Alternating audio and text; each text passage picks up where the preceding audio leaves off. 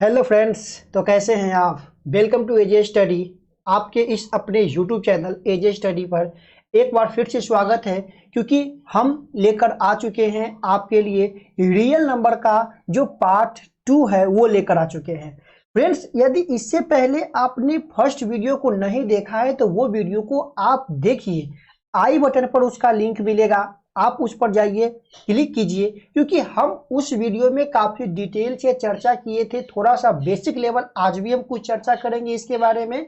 Number system के बारे में चर्चा किए थे, टाइप्स ऑफ नंबर के बारे में काफ़ी डिटेल से चर्चा किए थे, और जो कुछ ऑब्जेक्टिव टाइप्स क्वेश्चन एग्जाम में बन जाती है उस प्रकार के क्वेश्चन को काफ़ी हम डिटेल में चर्चा किए थे। तो एकदम वो वीडियो को जो है आपको देखना है, काफी इंपॉर्टेंट वो वीडियो आपके लिए होने वाला है। तो हम वीडियो को जो है आज और आगे बढ़ाएंगे, ठीक है। जितने भी मेरे साथी हमसे जुड़ रहे हैं, हमें देख पा रहे हैं, वे सबसे पहले क्या कीजिए, वीडियो को जो है लाइक कीजिए, ठीक है। वीडियो को लाइक कीजिए, क्योंकि जब वीडियो को लाइक और वीडियो पर कमेंट करते हैं तो जब भी हम कोई वीडियो आप लोग के बीच अपलोड करते हैं तो आप तक नोटिफिकेशन जो है काफ़ी जल्द से जल्द वहां पर पहुंचाती है यूट्यूब, है ना। तो यूट्यूब का जो है एक फंडा है कि जो वीडियो को जितना ज़्यादा लाइक और आपका जो है कमेंट मिलेगा, उतना ही ज़्यादा वीडियो जो है लोगों तक वो आपका पहुंचेगा। तो बस 1 सेकेंड का समय लगता है, वीडियो को आप लोग जरूर लाइक कीजिए, और जो भी हम आपको कंटेंट दे रहे हैं और जिस लेवल के हम आपको पढ़ा रहे हैं वे काफ़ी आपका बेस्ट होने वाला है एग्जाम के इंटरव्यू से। तो एक एक बात को समझना है। जो बेसिक कवर हमने किया था कल, वो भी आपको एक बार रिवीजन करना है, ठीक है। जैसे कि हमने जो है कल देखा था नेचुरल नंबर के बारे में, होल नंबर के बारे में, integer, real, rational, irrational, complex और इमेजिनरी नंबर के बारे में काफ़ी डिटेल से चर्चा किए थे।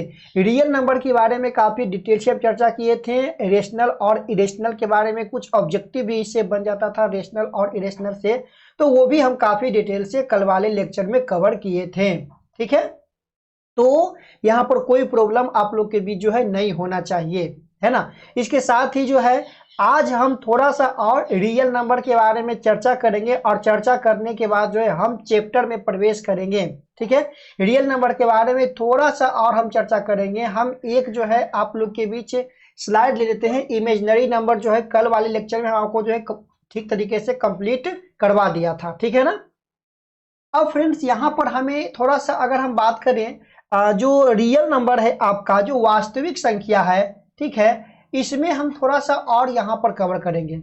हमने यहाँ पर क्या देखा था, जो रियल नंबर होते हैं उसमें 2 टाइप्स के नंबर होते हैं, ठीक है। एक आपका होता है जो होता है रेशनल नंबर होता है, और एक आपका होता है इरेशनल नंबर होता है। ये दोनों के समूह को हम क्या कहते हैं, तो रियल नंबर कहते हैं, वास्तविक संख्या कहते हैं। फ्रेंड्स, अगर हम बात करें कि जो रियल नंबर का समूह होता है उसको हम आर से डिनोट करते हैं, सबसे पहला बात यहाँ पर याद रखना है। और कुछ हम बेसिक आपको समझाने का यहाँ पर प्रयास करेंगे, जो कि डायरेक्ट आपको ऑब्जेक्टिव में यहाँ पर प्रश्न बन जाएगा। तो ध्यान से जो भी हम यहाँ पर बोल रहे हैं उसको आप नोट डाउन जरूर कीजिएगा, ठीक है ना। क्योंकि करीब जो है हम 2013 से जो है पढ़ाने का एक्सपीरियंस है, ठीक है। तो हम लगातार बच्चों को पढ़ा ही रहे हैं। ऑफलाइन बैच था, अभी फिलहाल जो है हम लाइव आप लोग के बीच यूट्यूब पर जो है अभी आपको सेवा हम उपलब्ध करा रहे दे रहे हैं। और यहाँ एक बात तो करना तो हम भूल ही गए आप लोग के बीच, कि ये जो टेलीग्राम चैनल है, आप इस टेलीग्राम चैनल पर जुड़ जाइए, ठीक है। एजे स्टडी जो लाइव वाला जो टेलीग्राम चैनल है, आप इस पर जुड़ जाइए, क्योंकि हम इसमें जो है आपको बहुत सारे कंटेंट, बहुत सारे पीडीएफ, वो भी बेस्ट एनसीईआरटी बेस्ट साइंस का, आर्ट्स का टोटल पीडीएफ जो है आपको वहां पर अवेलेबल करवा रहे हैं। तो एकदम इस पर आपको जुड़ना है हर हालत में। एकदम कंप्लीट सिलेबस हम आपको यहाँ पर करवाने वाले हैं। मैथ की बात करें तो हम जो प्रथम प्रायोरिटी जो देंगे, हम एनसीईआरटी बुक को देंगे। लेकिन अभी जो मैथ का जो स्टैंडर्ड है, चाहे वो हम सीबीएसई बोर्ड की बात करें या स्टेट लेवल कोई भी बोर्ड हो, उस पर हम बात करें तो थोड़ा सा स्टैंडर्ड को वो थोड़ा बढ़ा रहा है, क्योंकि एक बुक से जो है बार बार क्वेश्चन को रिवीजन कर देना जो है वह ठीक नहीं था। तो इसीलिए वो थोड़ा सा क्वेश्चन का स्टैंडर्ड यहाँ पर लेवल बढ़ा रहा है। तो इसीलिए हम क्या करेंगे, जब हम एनसीईआरटी बुक को कवर कर लेंगे तो इसको कवर करने के बाद हम क्या करेंगे, लुसेंट का कुछ क्वेश्चन उसी चैप्टर से, ठीक है। और इसके साथ ही क्या करेंगे, हम आर.डी. शर्मा का जो मैथ का बुक है, वे मैथ के बुक से कुछ चुनिंदा क्वेश्चन जो एग्जाम में बनने वाला है, संभावित क्वेश्चन और पूछा गया है, वे क्वेश्चन हम यहाँ पर क्या करेंगे, कंप्लीट करेंगे। तो आप लोग तैयार हैं? तो चलिए हम थोड़ा सा पहले कुछ बेसिक आपको समझा दें यहाँ पे। तो फ्रेंड्स यहाँ पर आपको ये याद रखना है कि अगर हम बात करें रियल नंबर, तो यहाँ पर ध्यान देना कि जब हम परिमेय संख्या की बात करते हैं तो वहाँ पर परिमेय और अपरिमेय दोनों आता है।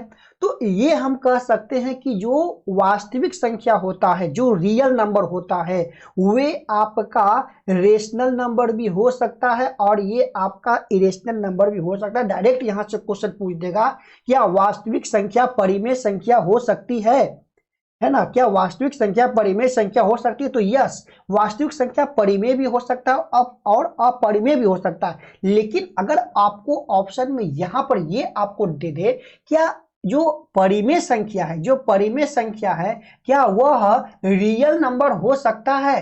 परिमेय डायरेक्ट केवल सिंगल आपको दे रहा है कि जो आपका रेशनल नंबर है, क्या आपका जो है वो रियल नंबर हो सकता है? तो आप यहां पर कहिएगा नहीं, क्योंकि अगर हम रियल की बात करते हैं तो उसमें दो समूह होता है, ठीक है। तो कोई भी रेशनल या इरेशनल रियल नंबर नहीं हो सकता है, लेकिन रियल नंबर रेशनल और इरेशनल हो सकता है। तो यहां पर आप एक नंबर यहां पर आप कंप्लीट कर सकते हैं इस वीडियो के माध्यम से, ठीक है, क्योंकि डायरेक्ट यहां से प्रश्न जो है एग्जाम में बन जाती है। कंप्लीट है, यह बात आप लोग समझ लिया। अच्छा, एक कुछ और इम्पोर्टेंट आप जब अपना देखिएगा प्रीवियस ईयर क्वेश्चन पर, जब आप रिवीजन करिएगा, हम रिवीजन करवाएंगे जैसे ही ये लेक्चर खत्म होगा, फुल लेक्चर ये आपका एक पार्ट का खत्म होगा, ठीक है। तो हम क्या करेंगे कि इसका एक प्रीवियस ईयर क्वेश्चन जो भी मैथ बन चुका है, ठीक है, सीबीएसई या स्टेट लेवल कोई भी एग्जाम की अगर हम बात करेंगे, तो यहाँ पर हम क्या करेंगे, इसको सारे क्वेश्चन को एक बार डिस्कस कर लेंगे, ठीक है। और ये आपसे हम पूछेंगे कि क्या ये प्रश्न आपसे बन रही है ना। ये हम दोनों मिलके जो डिस्कस करेंगे, जो भी प्रॉब्लम होगा आप जो है कमेंट बॉक्स में कमेंट कर दीजिएगा, बुक के नाम, चैप्टर का नाम और क्वेश्चन नंबर लिख करके उसका सॉल्यूशन आपको जल्द से जल्द यहाँ पर मिल जाएगी। अच्छा, एक बात हम आपको यहाँ पर समझा दें कि जो परिमेय संख्या की अगर बात करें, परिमेय संख्या और अपरिमेय संख्या, माने जो आपका जो रियल नंबर और जो आपका जो इरेशनल नंबर होता है, यदि इसका हम गुणनफल करें, गुना करें, तो गुना करने पर जो हमेशा आपका प्राप्त होगा, गुना करने पर जो आपको प्राप्त होगा, वे आपका हमेशा क्या होगा, इरेशनल नंबर ही प्राप्त होगा। मतलब यहाँ पर हमने समझा कि जब हम परिमेय और अपरिमेय का जब हम गुणनफल करते हैं, गुना करते हैं, तो गुना करने पर जो प्राप्त होता है वे हमेशा अपरिमेय संख्या ही प्राप्त होता है।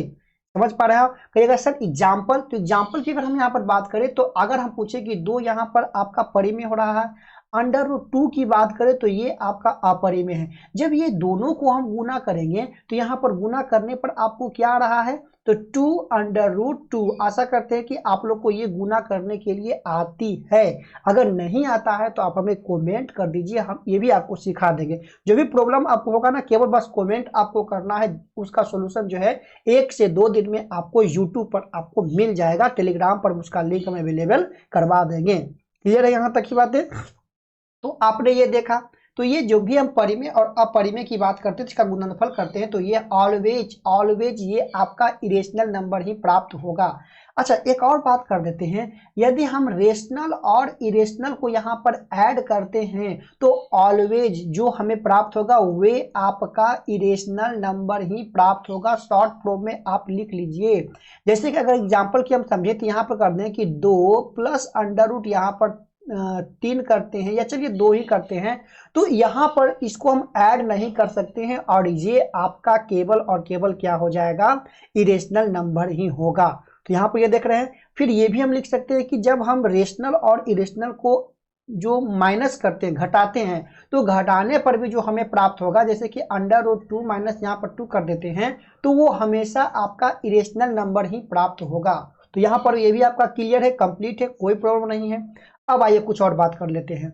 जब हम बात कर लेते हैं इरेशनल और इरेशनल, मतलब अगर हम इरेशनल और इरेशनल की बात कर लेते हैं, अपरिमेय और अपरिमेय की बात कर लेते हैं, तो यहाँ पर जो हमें संख्या मिलेगा वे दोनों मिल सकता है। यहाँ पर आपको ये बात याद रखना होगा ये दोनों मिल सकता है, मतलब रियल और इरेशनल, सॉरी रेशनल और इरेशनल आपको दोनों मिल सकता है, परिमेय और अपरिमेय आपको यहाँ पर दोनों मिल सकता है। कहिएगा सर फॉर एग्जाम्पल देकर हमें समझाइए, तो एग्जाम्पल की अगर हम बात कर लेते हैं तो अगर हम फ्रेंड्स कहते हैं कि √2, ठीक है, √2 और मल्टीप्लाई हम यहाँ पर कर लेते हैं √2, ठीक है, यहाँ पर ये हम कर रहे हैं, है ना। तो ये जो आपका होगा ये √2 यहाँ पर क्या हो जाएगा, √4 हो जाएगा, ये 4 आपका है। तो इसका स्क्वायर रूट संभव है कितना, 2। फिर अगर हम कुछ और एग्जाम्पल को आपको हम समझाने का प्रयास करें, तो अगर हम कह दें कि √8 और यहाँ पर कर दे √2, अगर मल्टीप्लाई इसका करते हैं तो ये आपका हो जाएगा 16, ठीक है, ये आपका 16 हो जाएगा, जबकि इसका स्क्वायर रूट आपका 4 हो रहा है। तो हमने यहाँ पर जो आपको जो बताया ये काफी इंपॉर्टेंट है, और ये तो इंपॉर्टेंट इसका समझते ही है कि अगर आपसे पूछते कि दो परिमेय संख्या के बीच कितने परिमेय संख्या होते हैं, याद कीजिए क्लास 9th वाला, तो यहाँ पर आपका क्या हो जाएगा, इन्फिनाइट, अनंत हो जाएगा, क्या हो जाएगा आपका, अनंत परिमेय संख्याएं आपकी हो जाएगी। तो ये बात तो आप लोग यहाँ पर कंप्लीट समझ गए होंगे। तो कोई प्रॉब्लम, एनी प्रॉब्लम यहाँ तक की बातों में, क्योंकि अब हम जो आप लोग के बीच शुरू करने वाले हैं वो क्या शुरू करेंगे, रियल नंबर चैप्टर्स की शुरुआत करेंगे, और यहाँ पर हम पढ़ेंगे थ्योरम 1.1, क्या पढ़ेंगे, 1.1 पढ़ेंगे, यूक्लिड शो डिवीजन लेमा के बारे में चर्चा करेंगे, यानी यूक्लिड विभाजन प्रमेय का या एल्गोरिथम की हम यहाँ पर चर्चा करेंगे, और यहाँ से डायरेक्ट एग्जाम में कैसे क्वेश्चन बनता है ये बात हम आपको यहाँ पर समझाने का प्रयास करेंगे। तो अभी तक जो चैनल पर बने हुए हैं वीडियो को लाइक सब्सक्राइब और जरूर करें, क्योंकि ये जो यहाँ पर आपको कंटेंट मिलने वाला है वो काफ़ी बेस्ट होने वाला है, और फुल लेक्चर फुल वीडियो आपको मिलेगा। तो इस चैनल को आपको एकदम से सब्सक्राइब करके रखना है, और टेलीग्राम तो हर हालत में, एक बार फिर से हम आपको बता दें कि टेलीग्राम के लिए आपको क्या करना होगा, तो मेरे जो ये आपका आईडी देख रहे हैं एजे स्टडी लाइव वाला, यहाँ पर इसको सब्सक्राइब कर लीजिए, ढेर सारी पीडीएफ आपको और कुछ इंटरेस्टिंग वीडियो आपको जो है वहां पर मिलते रहेगा, तो आप वहां पर जरूर सब्सक्राइब कीजिए इसको, ठीक है। तो हम अब जो यहाँ पर शुरुआत करने वाले हैं यूक्लिड विभाजन एल्गोरिथम, ठीक है। यूक्लिड विभाजन एल्गोरिथम यहाँ पर क्या करता है, यहाँ पर ध्यान रखना है, यूक्लिड विभाजन एल्गोरिथम जो होता है ना, Euclid division, Euclid show division जो आपका मेथड है उसको क्या कहते हैं, लेमा मेथड कहते हैं। अगर हम हिंदी की बात करें तो इसको कहते हैं कलन, कलन क्या कहते हैं, इसको हम कहते हैं कलन, कहते हैं कलन विधि कहते हैं, एकदम विधि, या ये डायरेक्ट जो है यहाँ से क्वेश्चन एग्जाम में बन जाएगा, हिंदी और इंग्लिश वाला पूरे जो है यहाँ पर वीडियो, एक एक बात को अमल कीजिए, समझिए, अगर आपको टॉप करना है तो, नहीं करना है तो बस आपकी मर्जी, ठीक है।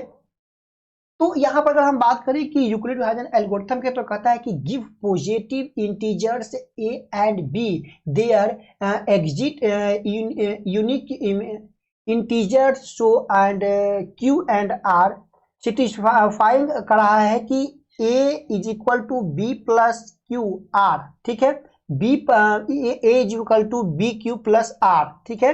मतलब कहता है क्या कि यदि कोई भी धनात्मक दो पूर्णांक a और b आपको दिया रहे, ठीक है, कोई भी दो आपका जो है पॉजिटिव इंटीजर्स आपको दिया रहे, a और b दिया रहे, और कोई एक अद्वितीय पूर्णांक और विद्यमान हो, इंटीजर्स तक और विद्यमान हो, जैसे q और r यहाँ पर मौजूद हो, तो यहाँ पर एक रिलेशन दिया गया, यूक्लिड जी के द्वारा एक रिलेशन दिया गया, वो रिलेशन है a बराबर बी क्यू प्लस आर।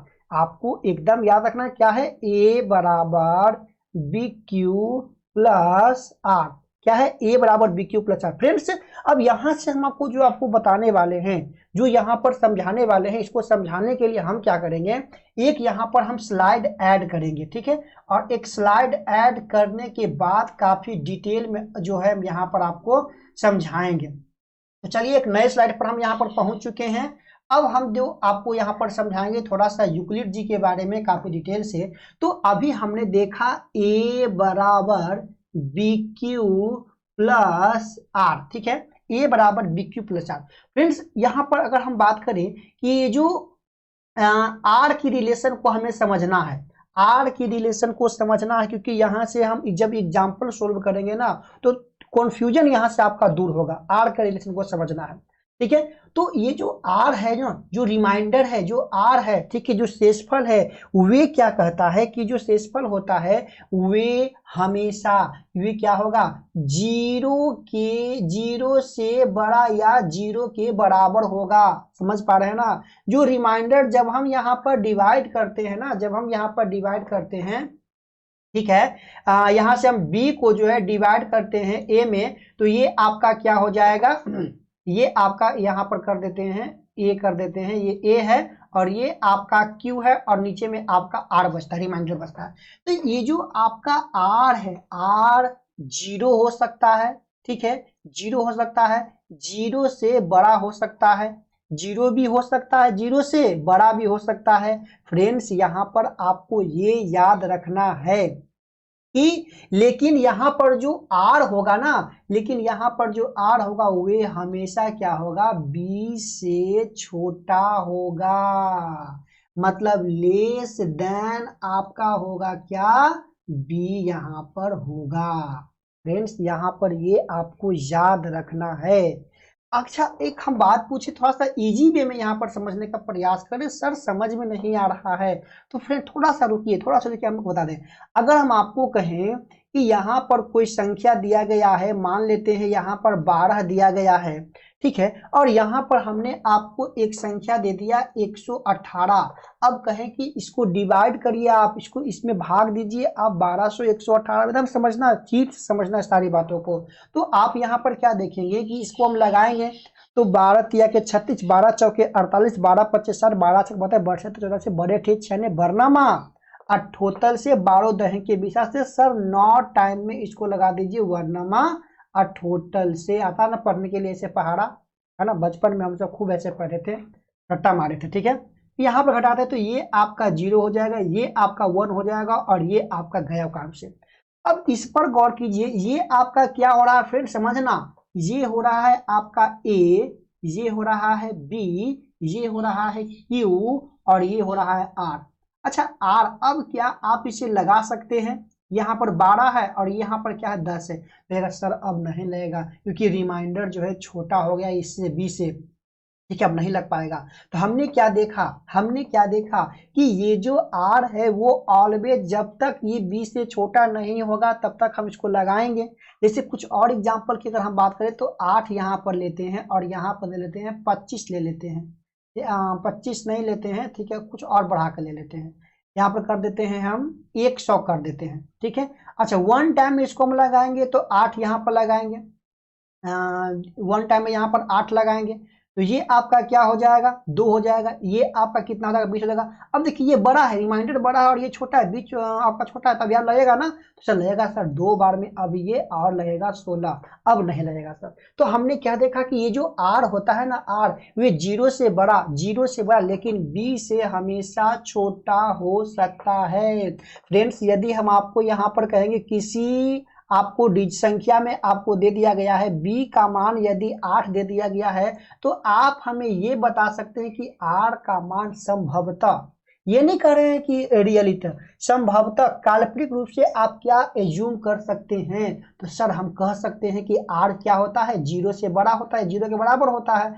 मतलब यहाँ पर जो r का मान है वो आपका 0 भी आ सकता है, संभव है, ठीक है। यहाँ पर आपका 1 भी हो सकता है, 2 भी हो सकता है, 3 भी हो सकता है, 4 भी हो सकता है, 5 6 7 8, सर 8 नहीं होगा, 8 नहीं हो सकता है। जब भी होगा तो सर ये आपका 20 से छोटा ही रिमाइंडर हो सकता है। समझे, बात समझ में आई है ना। जब भी r का मान होगा वो हमेशा b से छोटा होगा, ठीक है।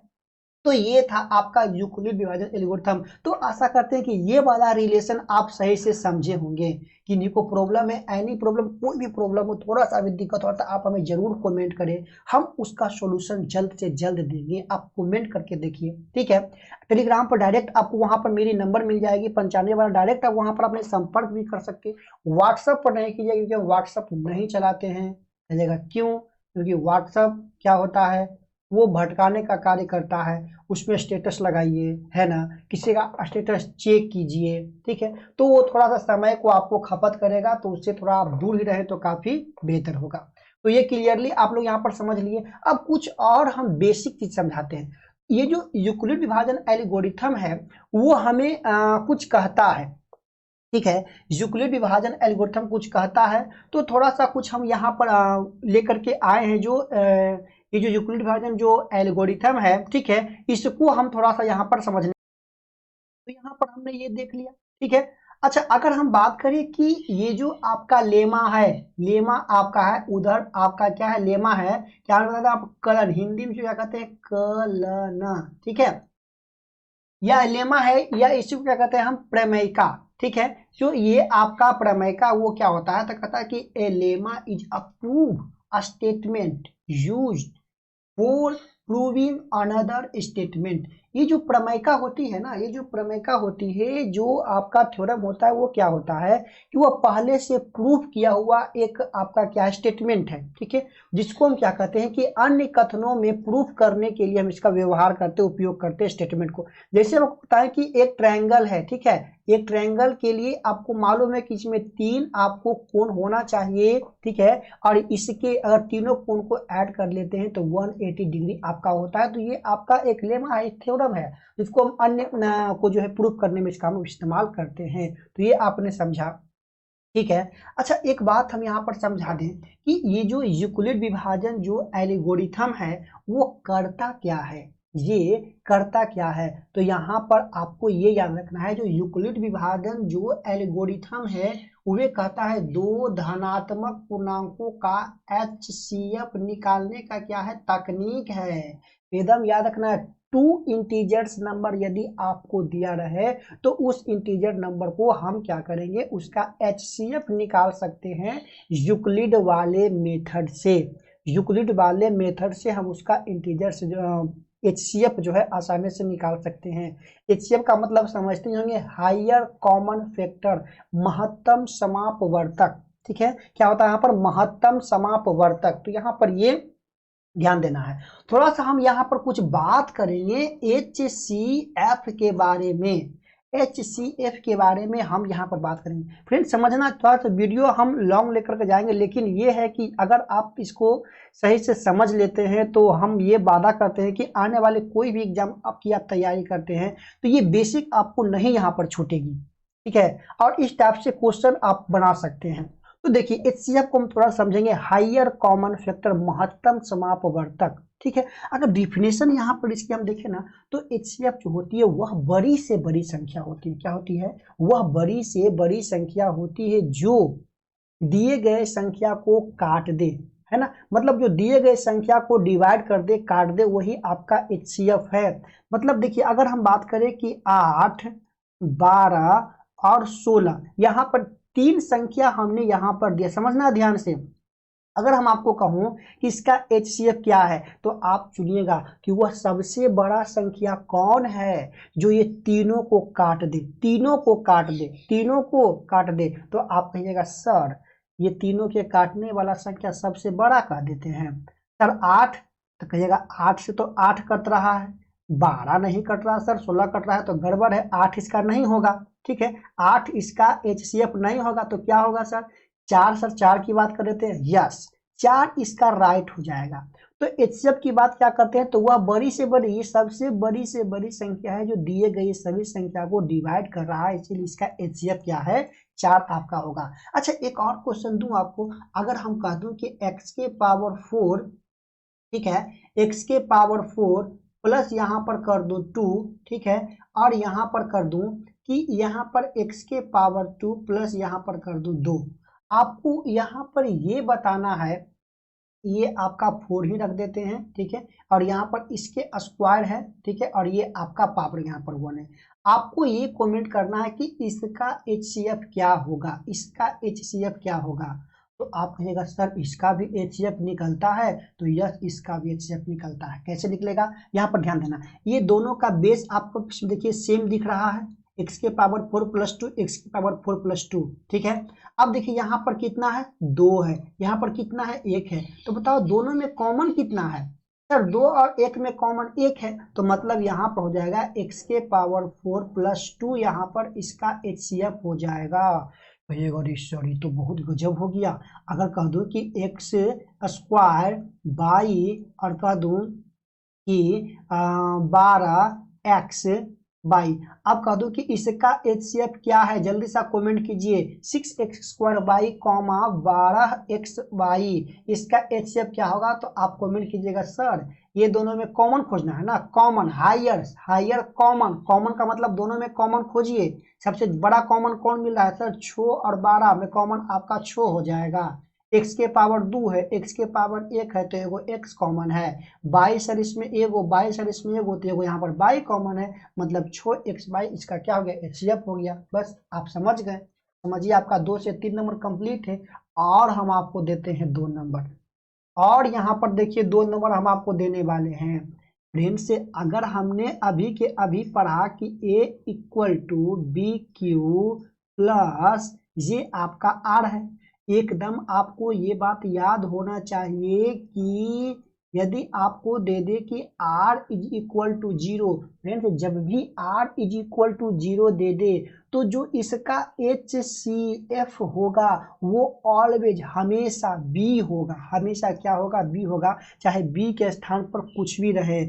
बच्चे को कंफ्यूज करने के लिए यहाँ पर प्रश्न देता है कि H इक्वल टू PQ, एक मिनट, PQ प्लस R कर देगा कि R इक्वल टू 0, तो बताइए कि HCF इसका क्या होगा, HCF इसका क्या होगा, तो आपको यहाँ पर ये कमेंट करना है HCF इसका क्या होगा। तो काका है कि J रहेगा B के स्थान पर, वही इसका क्या हो जाएगा, HCF, तो इसका HCF आपका क्या हो जाएगा, P हो जाएगा।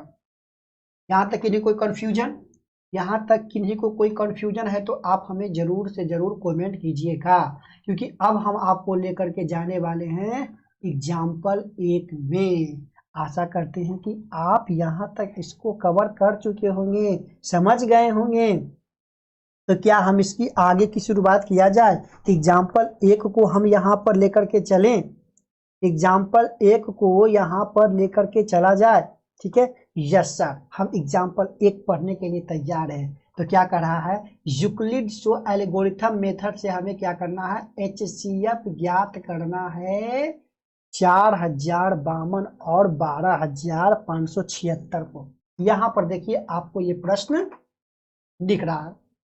अब आइए, पहले तो हमें यहाँ पर ये चूज करना है कि इसमें से कौन A है और कौन B है। तो जो बड़ा वाला मान होगा वो हमेशा आपका A होगा, ठीक है, और जो छोटा वाला मान होगा वो हमेशा आपका B होगा। तो अगर हम A और B की बात करें तो A का मान क्या बोलिएगा, 12 5 7 6, B का मान क्या बोलिएगा, 4 0 5 2। क्लियर है, यहाँ तक कोई कंफ्यूजन नहीं होना चाहिए, नहीं हो रहा होगा, कंप्लीट है ये ना। आइए अब यहाँ पर बात कीजिए, सर इतना बड़ा का कैसे निकालें सर यूक्लिड मेथड से। तो यहाँ पर अगर हम बात करें यूक्लिड मेथड हमें क्या कहा है ना, यूक्लिड एल्गोरिथम क्या करता है, तो इसको हम शॉर्ट में लिख देते हैं, क्या चीज, UEA। जो आपका यूक्लिड UEA जो मेथड है, ये आपको क्या कहता है कि A is equal to B Q plus R। तो आपको A आपको मिला हुआ है, तो A के जगह पर हम पुट करेंगे 12 5 6 7 6 इज इक्वल टू, B के जगह पर क्या पुट करेंगे, 40 52। अब R के जगह पर हमें कोई संख्या ऐसा रखना है ताकि मल्टीप्लाई करने पर हम इसके नजदीक जाएं, ठीक है, और यहाँ पर घटा करके जो भी आपका आएगा वो रिमाइंडर आएगा। तो याद कीजिए, थोड़ा सा याद कीजिए, यहाँ पर बचपन की घटनाओं को थोड़ा सा हम याद करेंगे, ठीक है। जब हमने इस मेथड से जो है निकालने के लिए सीखा था मसा, याद है ना, तो यहाँ पर क्या लिखेंगे, 4 0 5 2, ठीक है, और ये आपका हो जाएगा 12 5 7 6। अब यहाँ पर क्या करना है, इसको हमें सोल्व करना है। पहले इसमें हम सोल्व कर लेंगे, बाकी इसको आसान बनाने के लिए एक बार हम इसको ऐसे कर लेंगे, ठीक है। चलिए तो इसको हम बनाते हैं। यहाँ पर ये बताइए कि इसे हम कितने टाइम में यहाँ पर लगाएं। तो आप कहिएगा सर कितना टाइम में लगाया जाए, तो अगर हम कहते हैं कि यदि इसको हम 3 टाइम में लगाते हैं जब हम इसे मल्टीप्लाई करेंगे तो मल्टीप्लाई करने पर आपका यहाँ पर क्या आ रहा है, तो यहाँ पर आपका आएगा 12 1 56। ठीक है, क्या आएगा 12 1 56। अब इसको क्या कर दीजिए, अब यहाँ पर इसको माइनस कर दीजिए, तो माइनस कर देते तो ये आपका 6 हो जाएगा। ठीक है, और ये आपका 2 हो जाएगा और ये आपका 4, और ये तो कैंसिल हो गया। अब क्या कीजिए, अब इसको इस बार में लगाइए। ठीक है, अब ये वाला पार्ट आपका यहाँ चला आएगा, है ना, समझ में आ रहा है ना आपको, बचपन याद कीजिए थोड़ा सा। अब कितना टाइम में लगाएं, ठीक है, तो अब यहाँ पर लगाते कितना टाइम में, 9 टाइम में अगर लगाते हैं तो ये 9 गुने करेंगे 0 तो 0, और 9 दूनी के 18, फिर 9 चौका 36, एक आपका हो जाएगा 37। ठीक है, ये आपका क्या हो जाएगा 37 हो जाएगा, है ना, 37 हो जाएगा।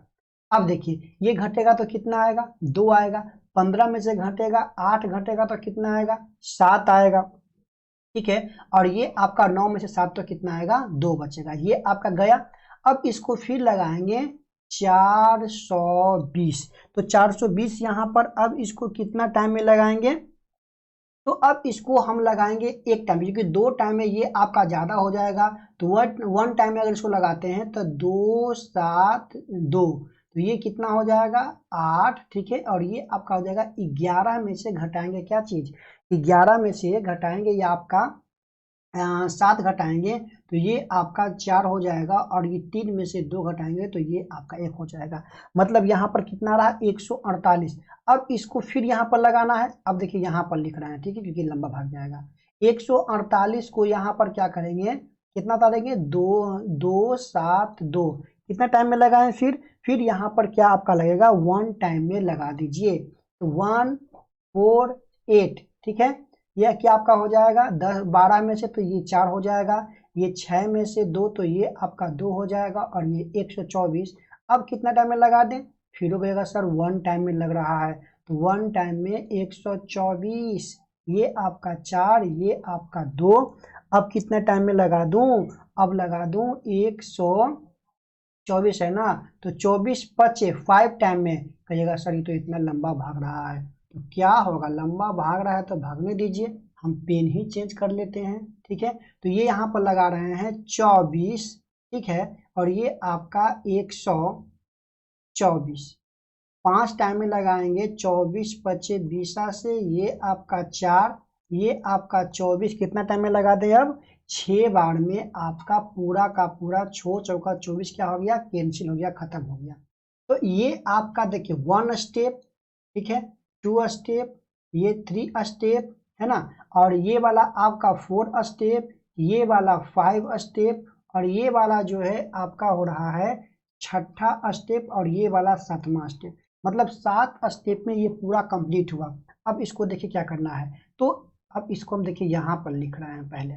ठीक है, इसको हम यहाँ पर लिख रहे हैं, क्या लिखेंगे, ये जो आपका ए है 1 2 5 7 6, ये आपका हो जाएगा 4 2 5 2, कितना बार में लगाएं, तो यहाँ पर 3 बार में, तो यहाँ पर 3 लिख दीजिए।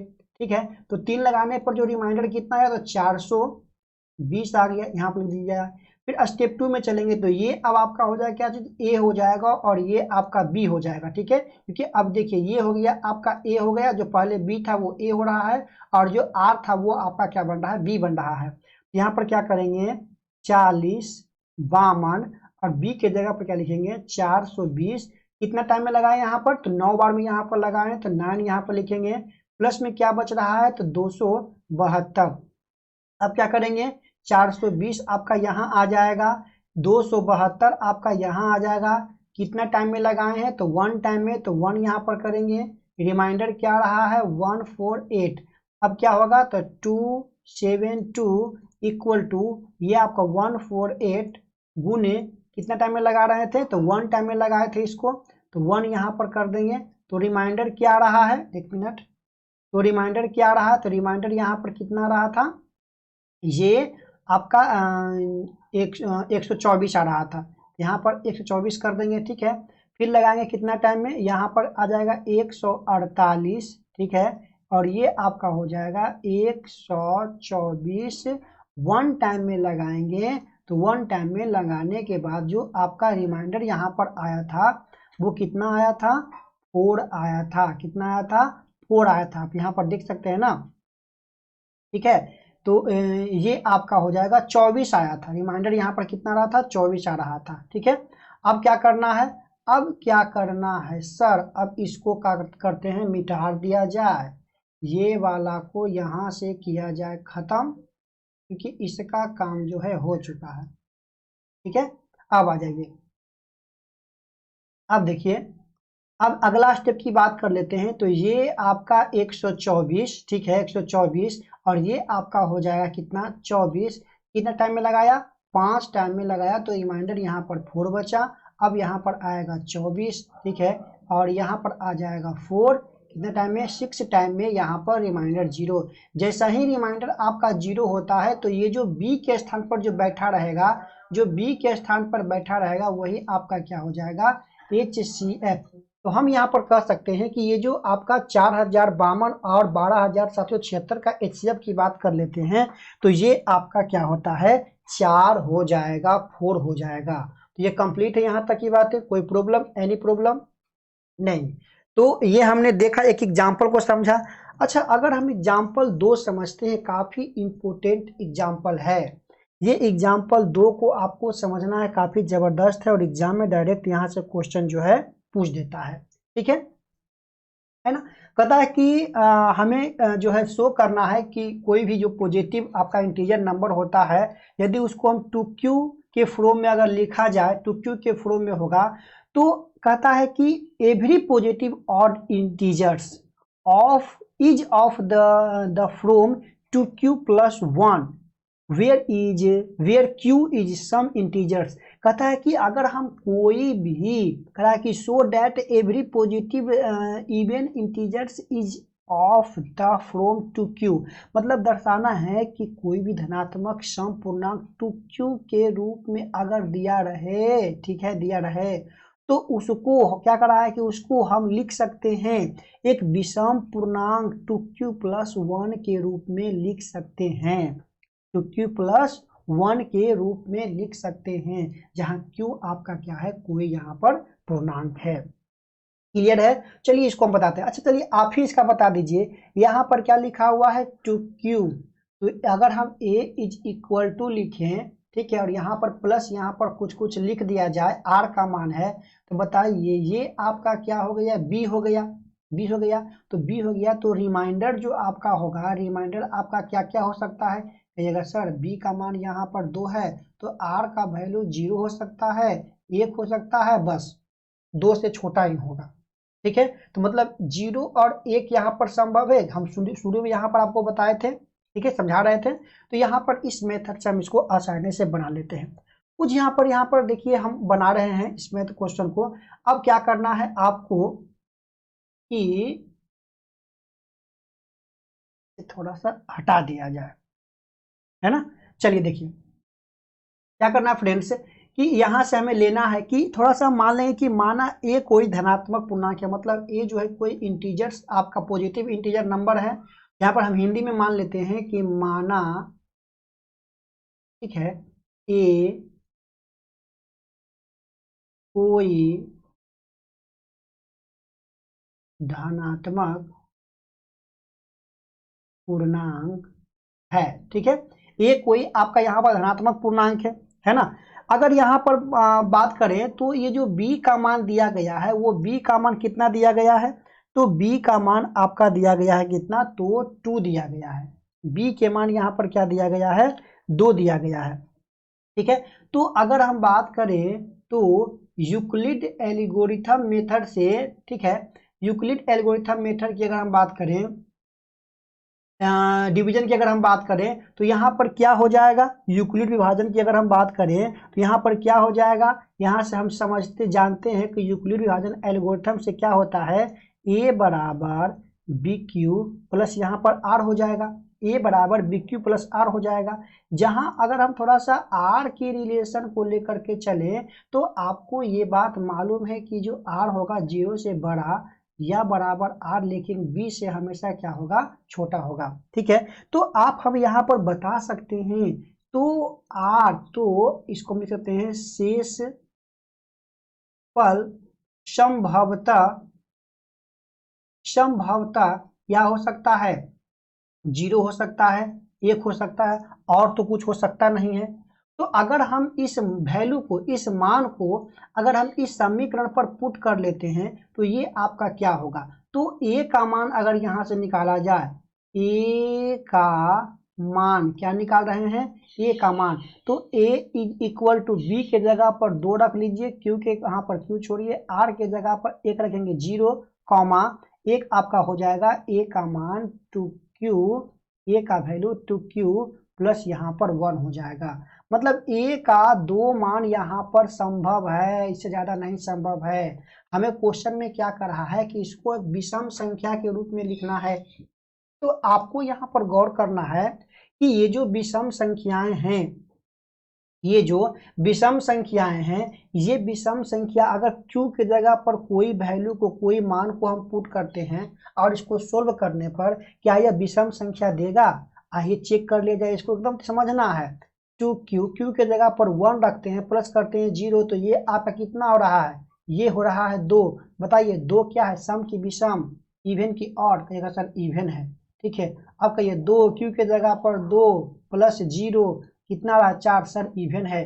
q के जगह पर 3 प्लस 0, 3 दूनी 6, सर इवन है। तो मतलब ये आपका नहीं है, क्योंकि यहाँ पर हमें क्या बोल रहा है, विषम, ऑड बोल रहा है ना, कि किस फॉर्म में लिखना है, ऑड इंटीजर्स के रूप में लिखना है। तो इस पर चेक कर लिया जाए।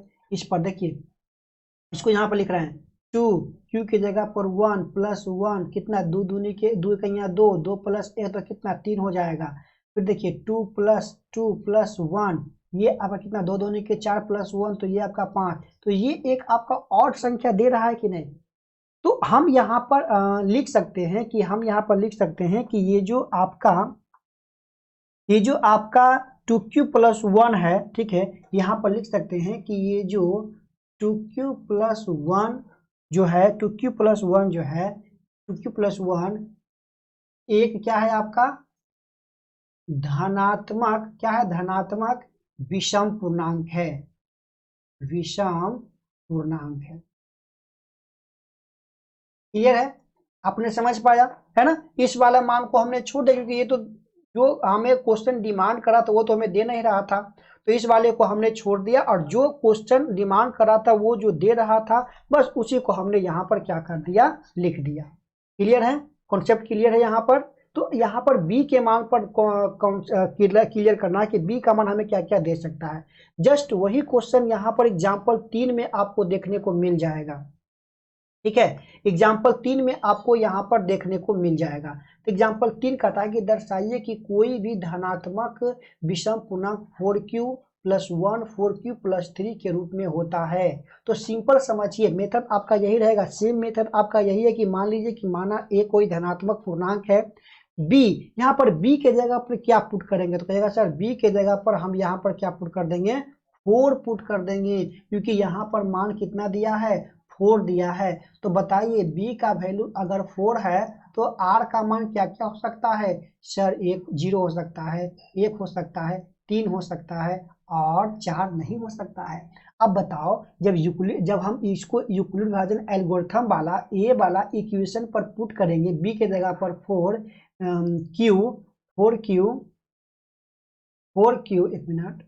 4q प्लस r का मान यहाँ पर पुट करेंगे, तो a का क्या क्या मान संभव हो सकता है, एक a का मान 4q प्लस 0 हो सकता है, एक a का मान 4q प्लस 1 हो सकता है, एक a का मान 4q प्लस 2 हो सकता है, एक a का मान 4q प्लस 3 हो सकता है, ठीक है। और तो संभव नहीं है। हमें क्वेश्चन क्या डिमांड कर रहा है, तो क्वेश्चन डिमांड कर रहा है कि विषम कर रहा है, ऑड कर रहा है, क्या कर रहा है, ऑड कर रहा है यहाँ पर, तो ऑड के रूप में यहाँ पर हमें करना है। तो ऑड हमें क्या क्या दे सकता है, तो फ्रेंड्स यहाँ पर याद रखना है कि जब रिमाइंडर यहाँ पर रिमाइंडर अगर इवन हो रहेगा, रिमाइंडर इवन रहेगा तो वो आपको हमेशा इवन नंबर ही देगा, लेकिन जब रिमाइंडर आपका ऑड रहेगा, ठीक है, तो वो हमेशा जो है आपको ऑड देगा। तो ऑड वाला पार्ट क्या है, 4q प्लस 1 और 4q प्लस 3। तो लिख सकते हैं कि चूंकि 4q प्लस 0 और 4q प्लस 2 एक आपका सम पूर्णांक है, ठीक है, सम पूर्णांक है, इसीलिए इसीलिए कह सकते हैं कि 4q+1 और 4q+2 एक धनात्मक विषम पूर्णांक होगा, यह है। ठीक है, तो इस प्रकार से आप इसे सोल्व कर लीजिएगा और यही क्वेश्चन जो है आपको मिल जाएगा एक चैप्टर में जो दिया गया है। ठीक है, वो भी आपको इसी टाइप का क्वेश्चन वहां पर मिल जाएगा। तो चैप्टर में एक बार उसको हम फिर से दोबारा समझेंगे, तो आशा करते हैं कि ये वाला आपको समझ में आ गया होगा, है ना। कुछ और यहाँ पर एग्जाम्पल दिया गया है कि एक मिठाई विक्रेता के पास 400 काजू की बर्फियां हैं, 130 बादाम की बर्फियां हैं। वह अपनी ऐसी डेयरी बनाना चाहता है जिसके प्रत्येक बर्फियों की संख्या समान रहे तथा ये ढेरियां जो है बर्फी की परात में न्यूनतम स्थान और यहाँ पर खड़ा है क्या चीज, समान, मतलब इक्वल, बराबर। ठीक है, तो करा बताइए कि इस काम के लिए प्रत्येक ढेरी में कितनी बर्फियां रखी जाए। तो आपको कुछ बर्फियां दिया गया है, देखते होंगे ना, जो मिठाई विक्रेता होता है वह इस रूप में जो है बर्फियां सजाता है।